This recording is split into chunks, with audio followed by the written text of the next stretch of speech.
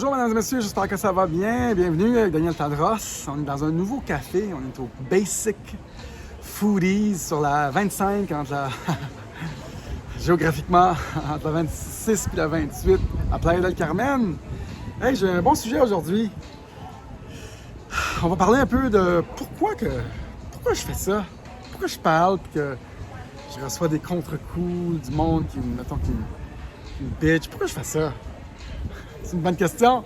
On va la répondre de fond en comble. Restez là.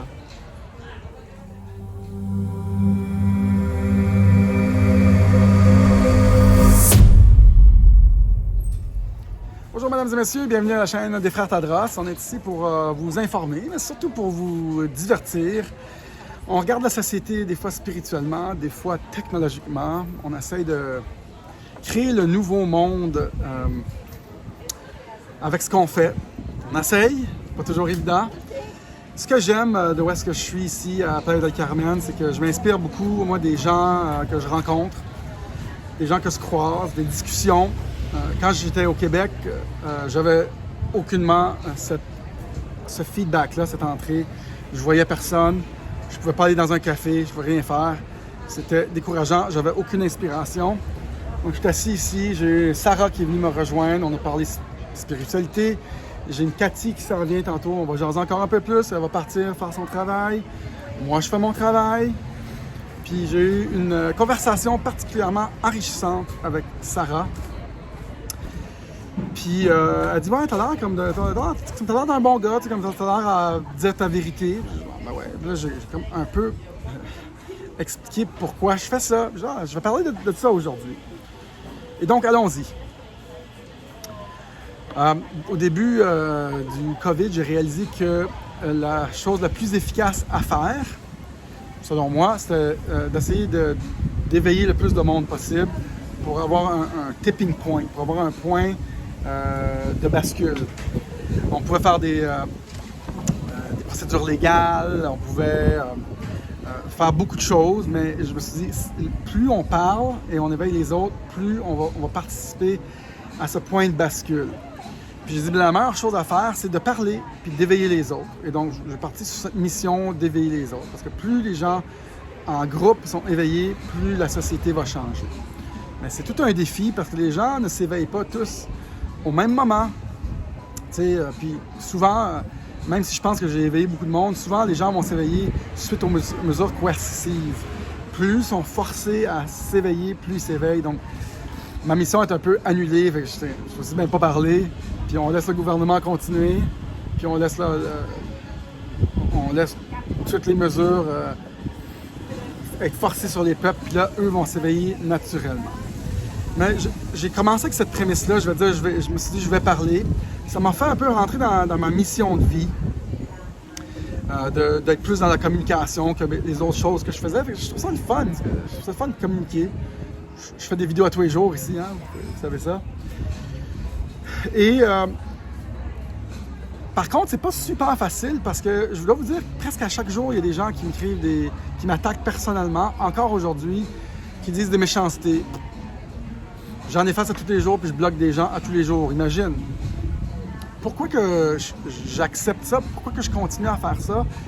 Il y en a beaucoup qui ne savent pas que je suis dans le show business depuis 25 ans, avec 10 albums, avec au moins une vingtaine de vidéos. Puis dans le show business, on apprend des choses, on comprend c'est quoi être vulnérable suite à une invention, une chanson, un poème, n'importe quoi.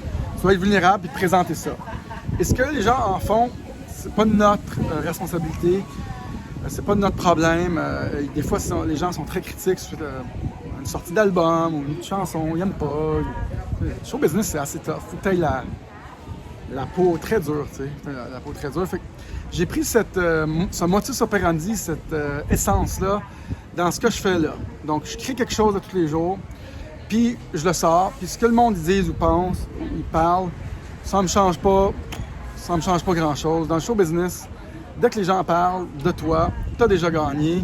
Il y a 10 millions de choses dans lesquelles ils pourraient se concentrer à tous les jours, sur leur chat, sur leur auto, sur leur épouse. Mais non, ils se concentrent sur toi, en fait, ou sur moi, t'sais.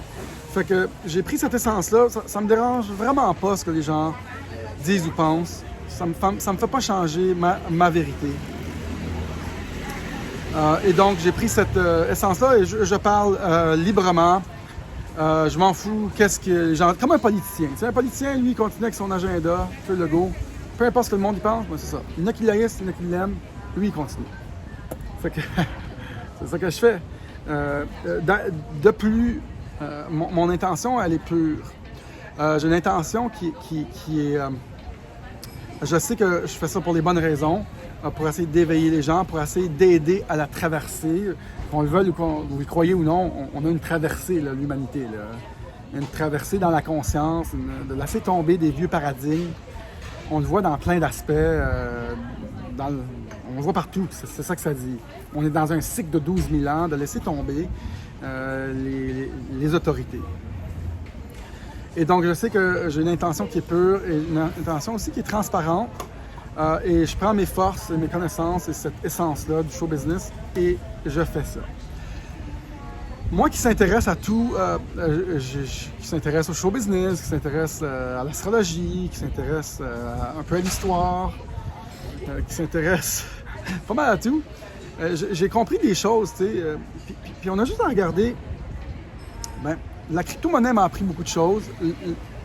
Le ethos, l'essence de ce que les gens font en crypto-monnaie m'a appris que notre système, nos politiques monétaires internationales étaient déchues. Et que la crypto-monnaie allait venir remplacer et les gouvernements et le fiat currency, l'argent papier, qui est déchu aussi, que les gens allaient perdre confiance aux États et ainsi qu'aux currency, aux devises des États, parce que c'est la même chose. Et en analysant, en regardant un peu la chute de Rome, j'ai compris que, oh shit, les pays tombent quand les gens n'ont plus confiance. Et Rome faisait la même chose qu'on fait aujourd'hui. Ils diluaient l'argent, ils diluaient l'or, ils clippaient l'or quand tu rentrais dans les palais ou dans les châteaux pour créer plus d'or, parce qu'on avait donné la confiance complète aux États. Et petit à petit, cette confiance-là s'est effritée parce que Rome faisait tout pour garder le pouvoir face à ses citoyens. Et il y a eu d'autres chutes comme ça, de grands empires. On est dans une autre chute, on est dans la chute de 2021, de tous les empires globalisés qui impriment de l'argent. Eux, au lieu de clipper l'argent, puis diluer l'or et tout ça, pour garder le contrôle, ils font juste imprimer nos grandes nations globalisées. Et on voit qu'avec le COVID, les mesures qui ne sont pas pertinentes continuent. Parce que les gouvernements essaient de s'agripper à ce pouvoir-là qui ont déjà depuis très très longtemps. C'est la même histoire qui se répète. Et on le sait en regardant ça, que ces empires-là vont à leur chute. Moi, je le sais personnellement, que cette misère, on va continuer dans une couple d'années, mais qu'au bout de ça, 7, 8, 9 ans, nos gouvernements vont être anéantis au grand complet. Et je le sais avec ma recherche dans la crypto-monnaie, que la technologie va venir remplacer ces empires-là qui tombent. C'est un peu spécial parce que les gens disent « Ouais, mais on n'en veut pas de cette technologie-là, tout ça. » Mais à un moment donné, tu comprends des choses. Et moi, je suis là pour communiquer ma vérité, ce que je crois. La technologie, on ne peut pas l'arrêter. La progression, l'avancement en technologie. J'ai dit quelque chose ici? Je suis un peu bizarre. Il y a du noir. Les avancements en technologie ne peuvent pas être stoppés.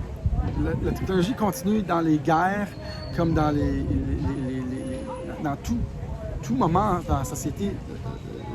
La technologie continue. On ne peut pas arrêter la progression technologique, l'innovation de l'humain, l'essence créative de l'humain. Je m'excuse si ça bouge. Et donc, ça va continuer. Et on sait que ces nouvelles technologies-là vont venir remplacer les gouvernements en place. Donc, il y a beaucoup de choses qu'on comprend. Et là, tu sais, je regarde des fois des gens me critiquer ou mettre des commentaires. Puis les gens ont le droit de dire ce qu'ils veulent. Allez-y, go, do it, man. T'sais. Puis quand c'est pas constructif, ni poli ou respectueux, on enlève puis on bloque. Je fais encore ça jusqu'à aujourd'hui. Je le fais depuis 12 mois. Par contre, si les gens participent à une conversation constructive, on va le garder. Puis on va continuer à discuter, ça va être cool, tu sais, discutons-en, tu sais, amenez-moi un point, dites-moi pourquoi vous pensez qu'on pourrait stopper l'avancement technologique, on pourrait stopper des choses, tu sais. On comprend aussi ce qui est important aussi, c'est l'intention derrière la progression technologique. C'est pas la progression technologique qui est satanique, tu sais. C'est l'intention derrière. Et il y a beaucoup de choses qu'on comprend et bon, moi étant un leader, un visionnaire technologique aussi, hein, j'essaye de communiquer ma passion et ma vision des choses. Et c'est pour ça que je fais ça aujourd'hui. J'ai pris une note, j'essaie de voir c'est quoi ça veut dire ça. Ah oui, c'est ça. Je sais que mon intention est beaucoup plus pure que celle des gouvernements et des médias qui essayent de cacher ou faire un contrôle de masse collectif, qui suivent un narratif contrôlé. Moi, je n'ai pas vraiment de narratif, j'essaie juste de faire réaliser aux gens le plus possible qu'est-ce qui arrive puis où est-ce qu'on s'en va. Et il y a effectivement quelque chose qui se passe qui est rock'n'roll dans la société, qui est un peu tumultueux. Et les gens décident de suivre qui ils veulent, hein, de faire ce qu'ils veulent, hein, on écoute. Mais il y a beaucoup de discussions sur l'Internet. Idéalement, les gens suivent ma discussion puis ils viennent chercher quelque chose de positif là-dedans.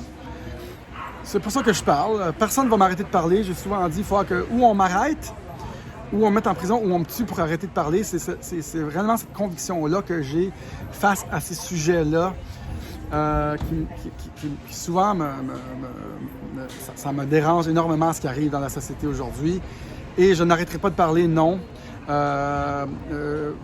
Peu importe ce que les gens disent, font, je continuerai à parler. Les gens pensent que je fais ça pour rire. C'est drôle, ouais, c'est drôle. Vous comprenez pas ma mission, ni mon intention, ni ma volonté de continuer à faire cela.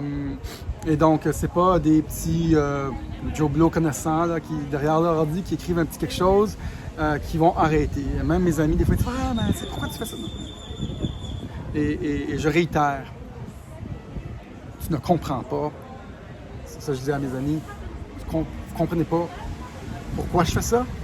Vous comprenez pas que j'arrêterai pas. You don't get it. C'est pas ton commentaire ou le commentaire de mon ex-femme qui me dit « Hey, tu sais, non. Vous m'avez mal cerné, là. Vous comprenez? » Et donc, je suis ici pour rester, pour continuer à faire mon travail, de communiquer, d'aider dans cette troisième guerre mondiale contre les peuples. Je n'arrêterai pas, mesdames et messieurs. Une mission de communiquer et de rassembler les gens, idéalement, vers un message d'unification plutôt que de séparation, de division et de peur. C'est pour ça que je parle. C'est le fun, ça? Ouais. Ma mission est là, je l'ai dit, là. C'est quoi ma mission? Elle est là, ma mission. Et ce serait le fun de connaître la vôtre. Moi, je connais ma mission, je consulte des fois je regarde plein de choses, puis je comprends, je suis là pourquoi. Et vous? Si vous connaissez votre mission, adoptez-la aujourd'hui, faites-la, rentrez dans votre mission de vie, c'est le temps. Tout s'écroule autour de vous. J'ai un cours là-dessus en passant, quittez votre emploi, vivez de vos passions. Et faites ce que vous aimez. J'ai aussi un cours sur la crypto-monnaie que je vends en spécial aujourd'hui. Je vais vendre les deux cours à 200 $ au lieu de 500 et 1000 $. C'est un gros rabais.